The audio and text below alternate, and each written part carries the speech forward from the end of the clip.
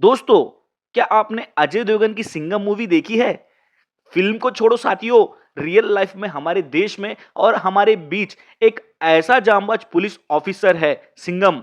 आज कहानी उस सुपर कॉप की जिसके नाम से यूपी का अतिक अहमद लंबे समय से डरता आ रहा था। विकास दुबे को जब उज्जैन से दिल्ली ले जाया जा रहा था, उस टीम को इसी ऑफिसर ने लीड किया था। अपनी पिस्टल से दर्जनों अपराधियों के छक्के छुड़ाने वाले अनंत देव की पूरी कहानी।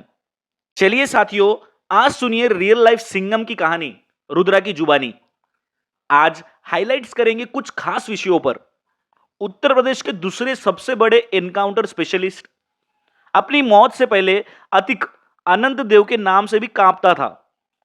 विकास दुबे के काफिले को लीड किया था इस ऑफिसर ने। 63 एनकाउंटर करने वाले यूपी के सुपर कॉप की पूरी कहानी।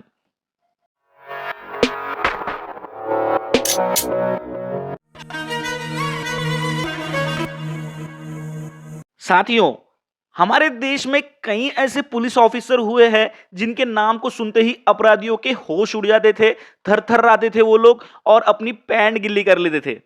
जिन्होंने अपराध पर ऐसी लगाम लगाई कि उनके डर से कई अपराधी अंडरग्राउंड हो गए।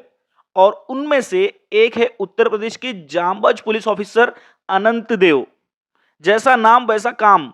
भीड़ के डकैत ददुआ का अंत हो या फिर विकास दुबे केस, इस ऑफिसर के नाम की चर्चाएं काफी ज्यादा रही है।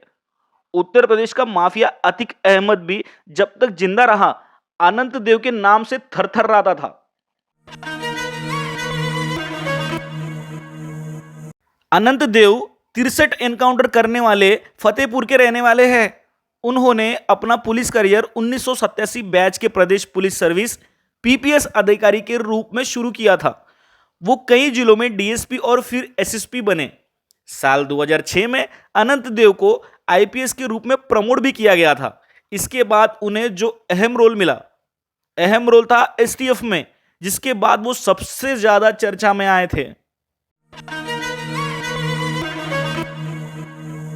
अपने तेज थर्रार तेवरों के लिए जाने जाने वाले अनंत देव अपराधियों पर काल बनकर टूटते थे।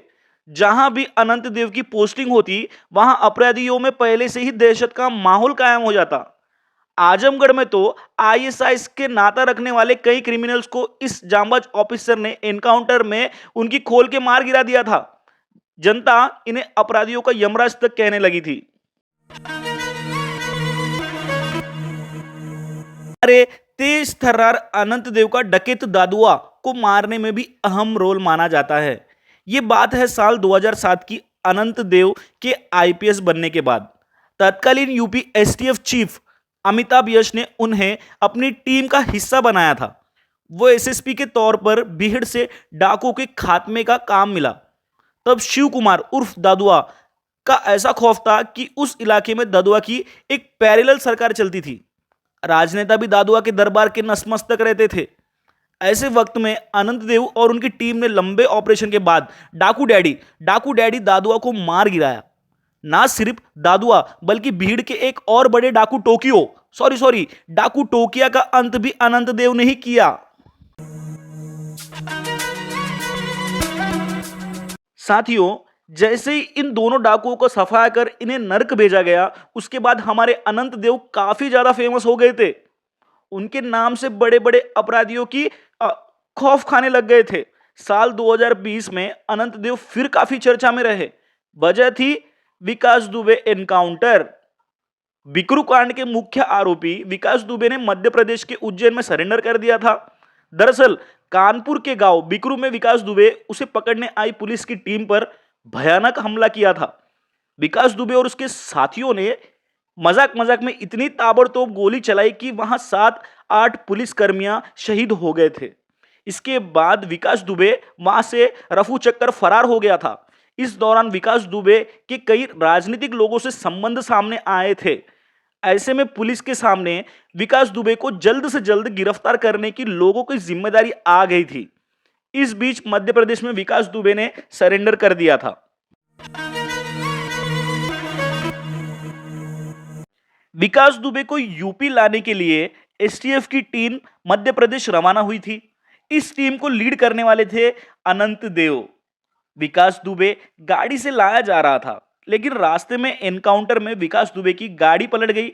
इस गैंगस्टर की मौत से एक तरफ लोग खुश थे, तो दूसरी तरफ एसटीएफ के इस एनकाउंटर पर सवाल भी उठने लगे थे। यहां तक कि इस एनकाउंटर के बाद अनंत देव को सस्पेंड कर दिया गया।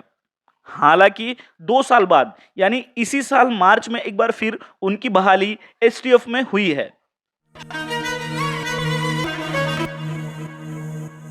होली के ठीक एक दिन पहले डीआईजी अनंत देव को एसटीएफ का अतिरिक्त भार दे दिया गया था।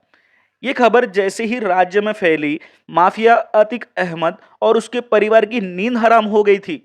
ये मामला उमेश पाल हत्याकांड के बाद का है।